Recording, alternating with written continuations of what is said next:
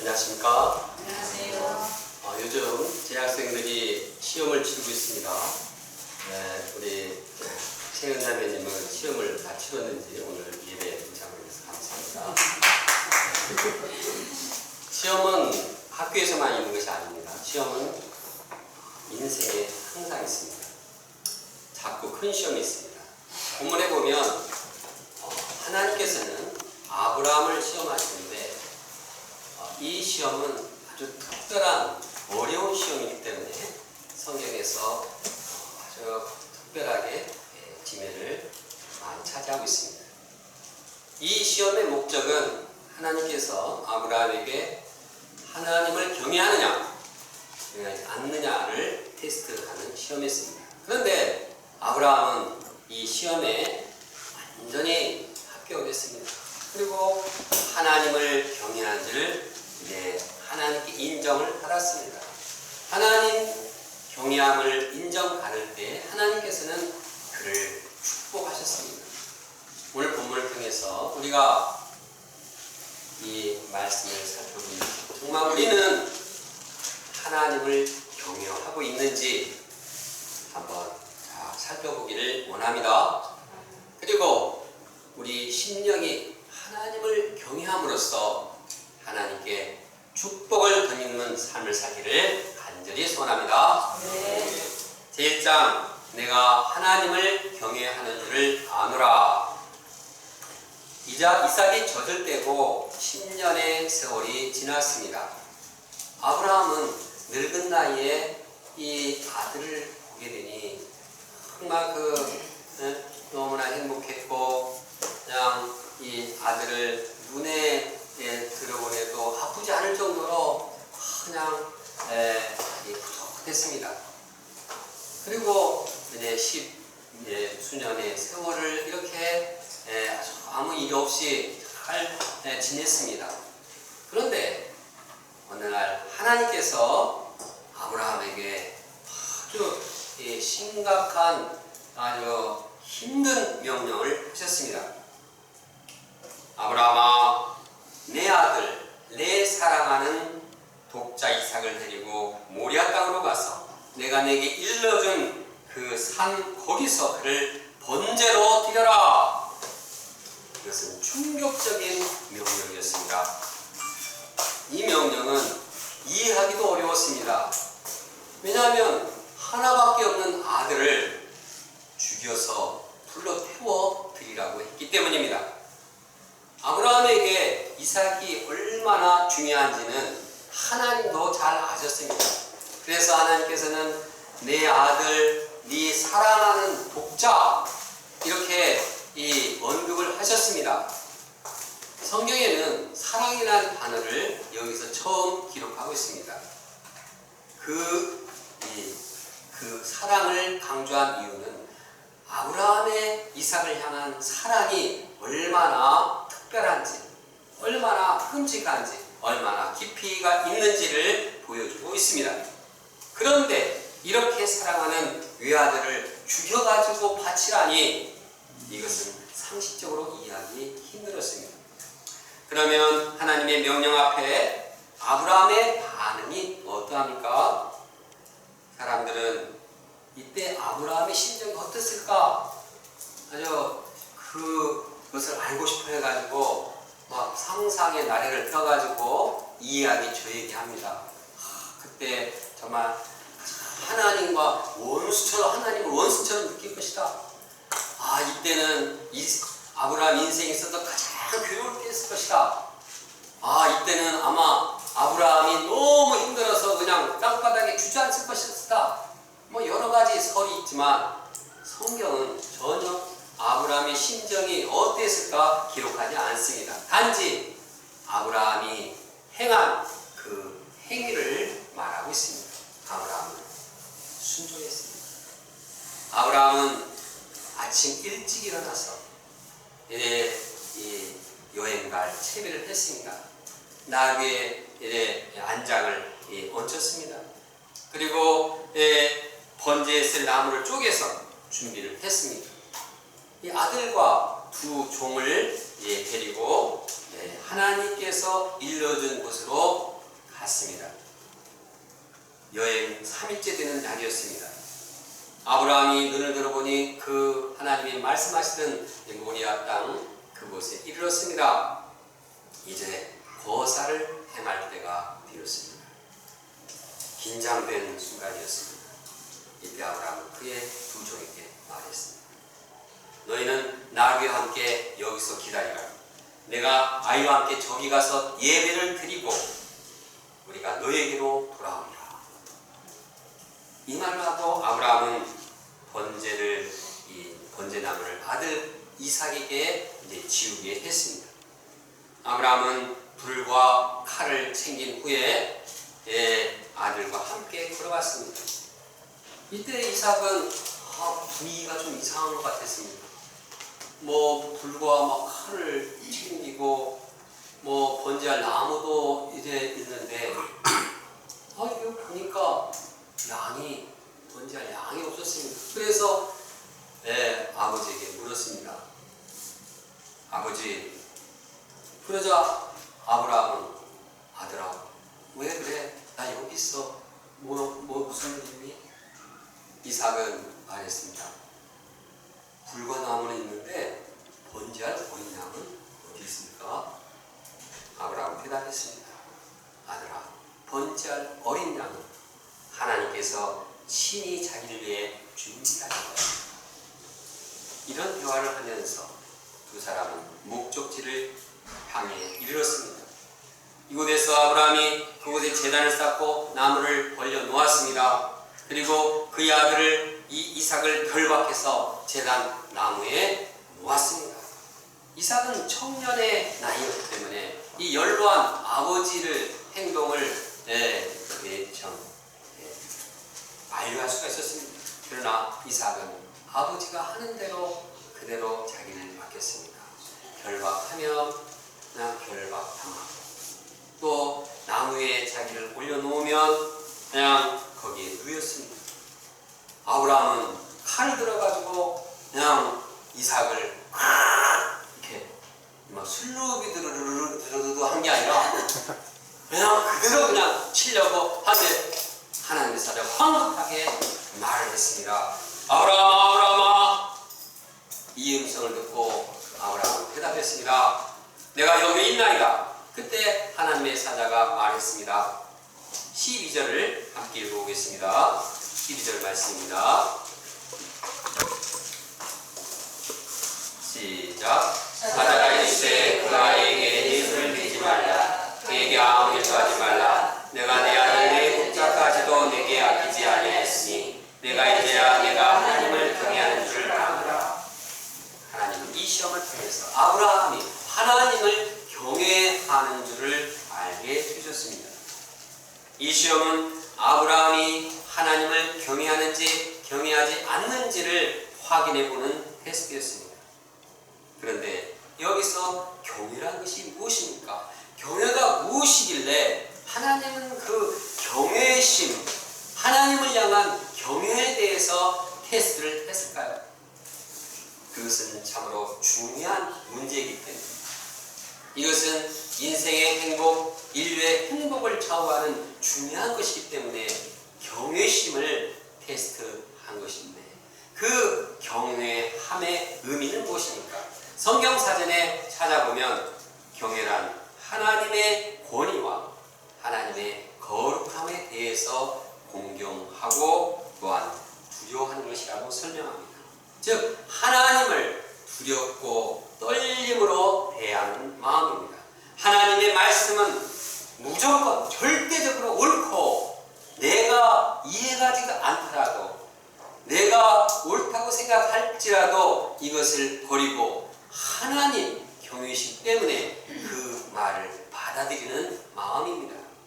이처럼 아브라함은 하나님을 경외했기 때문에 이렇게 자기의 사랑하는 독자를 제물로 드리고자 했습니다. 그러면 왜 하나님께서는 아브라함에게 하나님을 향한 경외심을 테스트했을까요? 이는 아브라함으로 하여금 하나님을 경외함을 통해서 경외하는 자로 세워서 그와 그 후손을 축복하기 위해서입니다. 인간이 왜 불행하게 되었습니까? 인간의 불행의 근본 원인은 하나님에 대한 경외심을 잃었기 때문입니다. 일일조상 아담과 하와는 왜 죄에 빠졌습니까?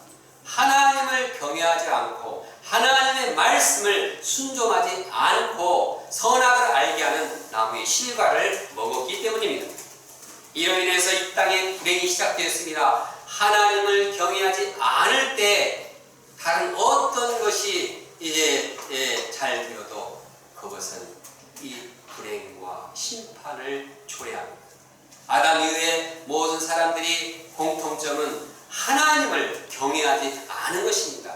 노아 시대에 사람들이 하나님을 경외하지 않아서 물심판을 받았습니다. 소돔과 고모라 이 사람들이 하나님을 경외하지 않았기에 소돔과 고모라는 완전히 불타서 사라지게 되었습니다.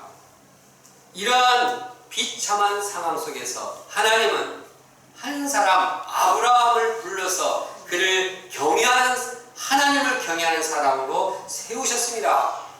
그와 25년간 인격적인 관계를 가지면서 그를 사랑과 긍휼로 도우셨습니다. 그래서 그를 하나님을 경외하는 사람으로 이제 성장시켰습니다. 그러므로 하나님을 경외하는 아브라함 한 사람은 하나님에 있어서 이 땅에 새로운 소망이었습니다.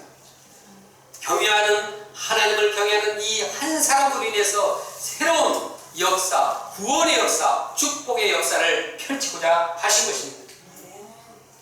그런데 아브라함이처럼 하나님을 경외하기까지 하나님은 그를 오랜 세월 도우셨다는 사실을 간과해서는 안 됩니다. 어떤 분이 아브라함 저렇게 자기 독자를 어떻게 주냐? 생각만 해도 끔찍해. 그렇게 말했습니다. 맞는 말입니다. 어떻게 내 독자를 주냐? 그러나 하나님께서는 아브라함이 이 경외심이 없을 때부터 아브라함이 하나님을 별로 이제 믿지 않을 때부터 그를 꾸준히 도우셨습니다. 하나님 믿지 않았기 때문에 이방 왕에 대해서 두려워했습니다. 왕에 대해서 두려워하니까 사라가 자기 누이라고 속여서 거짓말을 했습니다. 거짓말을 하다가 아내 사례가 왕에게 참 이 수치를 당할 뻔 또 수치를 당하게 되었습니다. 이것이 아브라함의 과거의 모습입니다. 또 하나님께서 너로 인해서 너의 자손을 통해서 큰 민족을 이루겠다고 하셨는데 이걸 못 믿었습니다. 하나님 말씀하면 믿어야 되는데 못 믿으니까 그냥 상속자를 이 길리온 종 종에게 이 상속자로 해달라. 또 못 믿으니까 이제 여종 하가를 통해서 이스마엘 탄생시켰습니다. 이스마엘 탄생시켜가지고 그냥 집안이 불화가 파탄이 나가지고 그냥 사라하고 이 하가라고 싸우고 막 쌈박질 나가지고 나가고 그냥 울고 광야에서 또 다시 돌려보내고 또 돌아왔지만 그냥 이 집안은 아주 긴장 상태고 이것이 아브라함의 그러한 모습이었습니다. 이런 아브라함에게 하나님은 계속적으로 긍휼을 베푸시고 도우시고 하나님 말씀대로 회복시켜 주셨습니다. 이렇게 하나님에 대한 신뢰가 쌓아가니까 하나님 죽으라면 죽는 것이 이게 맞다. 이게 축복의 길이다. 이게 살 길이다. 그냥 독자 이삭을 드리는 거 하나님 맞습니다. 드리겠습니다. 순종할 수 있었던 것입니다. 하나님의 말씀으로 이삭이 이렇게 성숙했기 때문에 신앙이 성장해서 하나님의 말씀이면 내가 아무리 사랑하는 고귀한 것, 가치 있는 것도 다 드리고 희생하고 제물로 바칠 수 있다는 그러한 경외심이 생긴 것입니다. 우리도 아브라함처럼 하나님의 사랑을 덧입고 하나님과의 인격적인 관계를 가지면서 하나님의 말씀을 듣는 것이 최고다. 하나님의 말씀을 듣는 것이 살 길이다. 하나님의 말씀을 듣는 것이 축복의 길이다 확신하는 자들이 되기를 원합니다. 예를 들어서 우리는 하나님께 이 명령을 받습니다. 무릇 내게 오는 자가 자기 부모와 처자와 형제와 자매와 자기 목숨까지 미워하지 않으면 능히 나의 제자가 되지 못하리라. 그렇게 가족을 미워하기까지 내 제자가 되기 위해서는 다 미워하고, 이 누가복음인데 마가복음에서는 그거 그냥 버려라 이렇게 명령하고 있습니다. 예수님의 제자가 되는 건 좋지만 어떻게 내 사랑하는 형제 자매의 부모를 버릴 수가 있습니까? 이 명령을 순종하기란 쉽지가 않습니다. 주님은 네가 죽도록 충성하라 명령하십니다. 죽지 않을 만큼 순종하라면 그래도 어느 정도 좀 해볼 만한데, 죽도록 죽어라 이렇게 명령하시니 이거 나 죽으면 어떻게 하나 순종하기 어렵습니다. 그러나 하나님을 경외할 때는 가능합니다. 하나님의 말씀을 순종할 때, 하나님을 경외할 때 어떤 말씀이든지 순종할 수가 있습니다. 하나님은 우리가 순종하기 힘든 그 명령을 순종함을 통해서 네가 하나님을 경외하는 줄 알겠다 이렇게 인정하시는 것입니다. 그런데 이렇게 하나님을 경외하는 마음은 갑자기 그냥 뚝 떨어지는 것이 아닙니다. 하나님을 경외하는 마음은 평소에 하나씩 키워가면서 하나님을 신뢰하고 하나님 말씀을 사랑하고 순종하는 가운데 이렇게 길러집니다. 우리가 주일 성수를 하고 매일 아침에 일용할 양식을 먹는 것, 이것이 하나님을 경외하는 일이 아닙니까? 일요일날 쉬고 싶고 그냥 일요일날 참 자고 싶고, 근데 어떻게 합니까? 하나님께서 그 안식일을 지켜라. 레위기에 보니까 이 안식일 지키는 것이 이 하나님을 경외하는 것이다 이렇게 써 있었습니다. 매일매일 일용할 양식을 먹는 것은 하나님 말씀대로 매일매일 살고자 하는 하나님을 경외하는 마음에서부터 시작됩니다. 또 특히 이제 우리가 기말 시험을 준비하려고 시간이 쫓기지만 그렇게 주일 예배를 이렇게 드리는 것이, 우리 참 은혜자매님 참 주일에도 이렇게 예배를 드리고 이렇게 매주 열심히 말씀 공부를 하는 것은 하나님을 경외하기 때문입니다. 우리 과거에 경량 목자님이 대전 엑스포에서 근무할 때였는데, 이 엑스포에서 근무하는데 그 엑스포에서는 주일날 이 대목이었습니다. 가장 바빴습니다. 그러니까 다른 때보다 더 이제 주일날 힘써 일을 해야 되는데, 아나 목자님은 이 하나님을 경외해서 주일날 예배를 드려야겠다 이렇게 그냥 방향을 잡고 매주 센터에 와서 예배를 드렸습니다. 이것을 보고 다른 참 직원이 레포트를 해가지고 위기에 처하게 됐습니다. 그러나 하나님께서는 하나님을 향한 이 경외심을 보고 그냥 직장을 다시 서울로 복귀해서 자유롭게 예배를 주일날 드리게 하셨습니다. 우리가 1년 중에 최고의 영적인 축제인 여름상의를 온전히 참석하는 일도 하나님을 경외하는 일입니다. 우리가 예를 들어서 부모가 그냥 환갑하고 생일잔치 하는데 그 가장 1년 중 이 부모를 기쁘게 하고 그 안에서 서로 잔치를 해야 되는데 그냥 가지도 않고 그냥 갖다 인사만 하고 오고, 이것은 부모를 참 경외하는 마음이 아닙니다. 함께 즐거워하고 형제들이 서로 사랑하고, 마찬가지로 우리가 여름상에는 어떠한 축제입니까? 1년 중 가장 하나님께 드리는 이 영광의 축제고 말씀의 축제고 참으로 천국의 잔치가 아닙니까? 그러므로 우리가 이 참 수양회를 준비할 때 하나님 경외하는 마음으로 이렇게 마음을 들여서 준비해야 하겠습니다.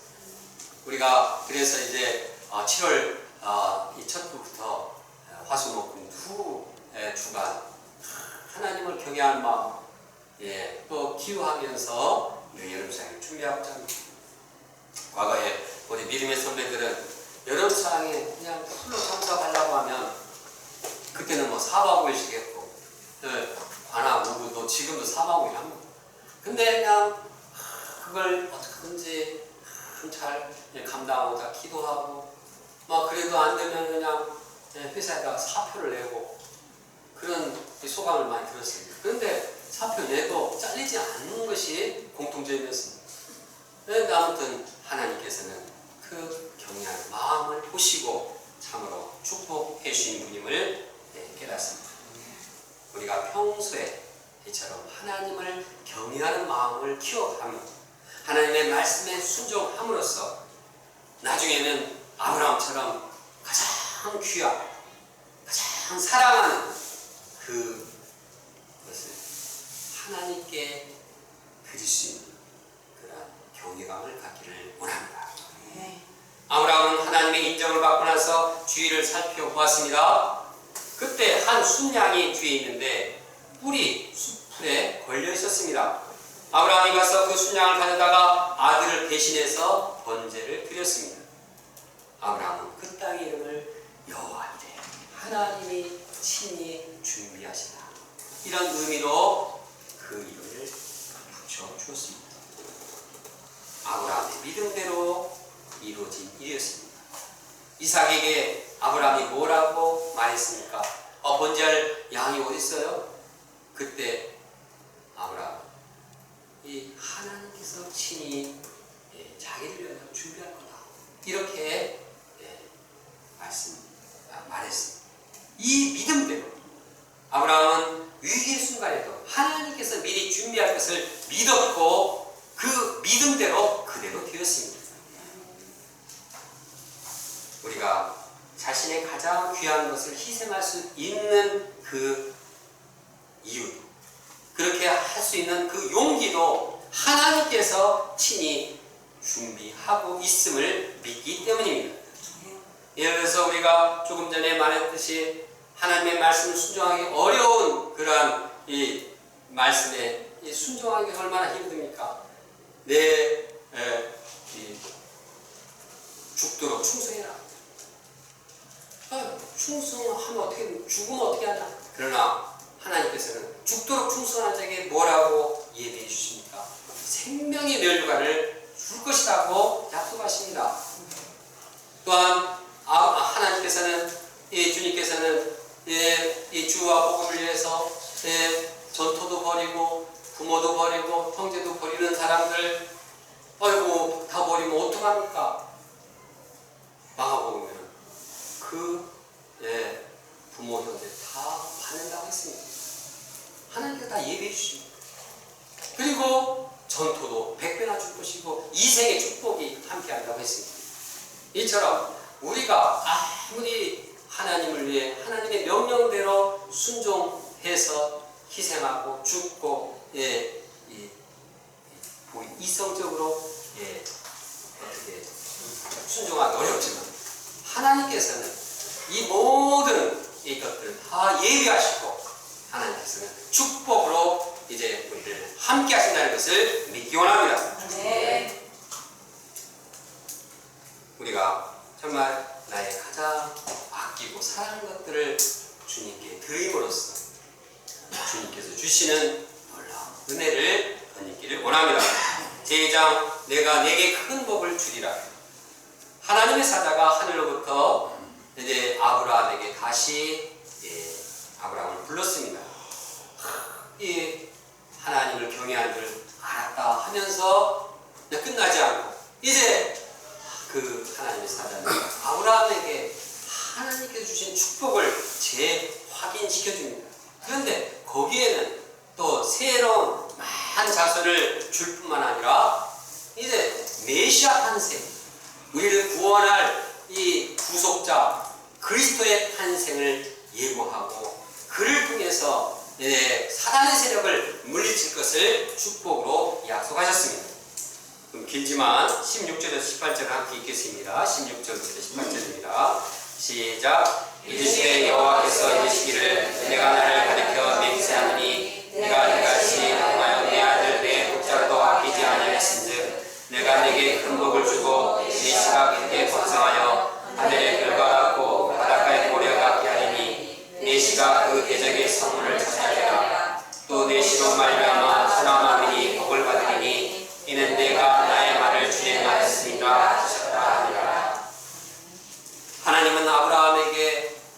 셀 수 없는 많은 이 후손들을 축복으로 약속하셨습니다.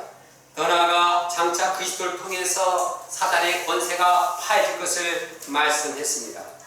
이제 이처럼 아브라함의 후손인 우리가 받는 축복은 아브라함이 이 하나님을 경외했기 때문에 하나님께 주신 축복입니다. 그럼 우리는 아브라함에 감사해야 합니다. 왜 마리아가 이 아브라함에게 하신 언약을 참 찬양했는가? 2000년이 지나고 1000년이 지나고 2000년이 되더라도 그 아브라함의 이 경외함을 보신 하나님께서 이 하신 축복이 우리에게까지도 지금 함께하기 때문입니다. 그러므로 우리는 아브라함께 감사하고 또한 이제 이 그 후손을 축복하신 하나님께 감사해야겠습니다. 또 우리도 이런 하나님을 향한 경외심을 가짐으로 하나님의 축복을 넘치게 받기를 원합니다. 성경에는 하나님을 향한 경외심을 가질 때 얼마나 축복해 주는지 그냥 제가 인터넷을 찾아봤는데 경외라는 단어가 172번 나왔는데 거기에 보면 그냥 경외하는 자의 축복이 너무 많아서 이게 좀 정리하기가 힘들었습니다. 하나님에 대한 경외심을 가질 때 하나님과의 관계에서 하나님의 친구가 됩니다. 하나님의 인자와 긍휼을 덧입게 됩니다. 하나님 앞에 이 기념책에 기록됩니다. 하나님의 이름을 높이게 됩니다. 하나님을 경외할 때 우리는 이렇게 하나님과의 관계가 좋아지고 하나님께 영광을 돌리고 하나님께서 우리를 아끼시고 긍휼을 베푸십니다. 또 하나님을 경외하는 자는 영적인 삶을 삽니다. 하나님을 경외하면 하나님께서는 그를 거룩하게 하십니다. 원수의 손에서 구원하십니다. 악에서 떠나게 하십니다. 하나님의 거룩함을 온전하게 이루게 합니다. 하나님을 경외하는 자는 진정으로 지혜로운 삶을 살게 됩니다. 하나님 경외하는 것이 지혜의 근본이라 잠언에 여러 번 이렇게 기록되고 있습니다. 하나님을 이제 경외할 때 세상을 살면서 부족함이 없고 복을 얻고 재앙을 당하지 않습니다. 여호와를 경외하는 자는 재물과 영광과 생명을 보상으로 받습니다. 이 메시지를 참고해 레포던스 말씀 입주를 써놨으니까 한번 잘 읽어보시기 바랍니다. 하나님을 경외하는 자는 장수한다고 했습니다. 하나님을 경외하는 자는 이제 양식을 주십니다. 하나님을 경외하는 자는 치료하는 광선을 비춰주십니다. 하나님을 경외하는 자는 모든 면에서 다 축복을 받습니다. 우리가 약방에 감초라고 이 모든 그 약에 참 도움이 된다고 하는데 하나님을 경외하는 자는 우리 인생을 새롭게 하고 하나님과 가깝게 하고 축복되고 풍성하고 영광스럽고 장수하고 생명의 은혜가 충만한 이러한 삶을 살게 됩니다. 그러니까 우리가 어떤 삶을 살아야겠습니까? 하나님을 경외하는 삶을 살기를 간절히 원합니다. 하나님을 경외하지 않을 때 어떻게 됩니까? 이것과 반대입니다. 하나님을 경외하지 않으면 악에 휘말려 들어가고 사망에 이르고 심판을 받습니다. 그러므로 우리가 이제 하나님을 경외하는 그 신앙, 이것이 우리의 신앙이요 우리의 인생이 되기를 간절히 원합니다. 그러면 하나님을 경외하는 그 증거는 무엇입니까? 그것은 하나님의 말씀을 순종하는 것입니다. 하나님의 말씀을 얼마나 순종하느냐 보면 그 사람이 얼마나 하나님을 경외하는지를 알 수가 있습니다. 헌신과 희생과 죽음을 요구하는 말씀도 순종한다면 그는 진정으로 하나님을 경외하는 사람입니다. 우리가 어떤 말씀도 순종함으로 하나님을 경외한다는 그러한 인정을 받는 사람이 되기를 원합니다. 그래서 하나님이 주시는 축복을 충만히 누리는 삶을 살기를 원합니다. 다 같이 12절 읽고 우리가 이제 자신을 돌이켜보면서 정말 내가 하나님을 경외하는 삶을 살았는지 아니면은 내가 원하는 삶, 또 하나님의 말씀이 아무리 좋고 또 이 하나님의 말씀이 참 어렵고 힘들게 여길 때는 또 피하지 않았는가? 또 이제 내 마음대로 행하고자 않았는가? 하나님의 말씀은 이렇게 말했는데 또 나는 그냥 이렇게 살지 않았는가? 우리가 생각하고 우리가 매일매일의 삶이 하나님의 말씀을 순종함, 그 경외함을 인정받고 나중에는 가장 고귀하고 사랑하는 모든 것을 주님께 드릴 만큼 아브라함처럼 이제 인정을 받아서 우리의 삶이 또 우리의 후손들이 축복받는 인생을 살 수 있도록 우리 다 같이 함께 12절을 읽고 기도하겠습니다. 12절입니다. 시작. 사자가 이르시되 그에게 내 손을 대지 말라. 그에게 아무 인도하지 말라. 내가 내 아들 내 독자까지도 내게 아끼지 아니하였으니 내가 이제야 내가 하나님을 경외한 줄을 아노라. 기도하겠습니다. 감사하신 하나님 아버지여, 저희들을 사랑하시고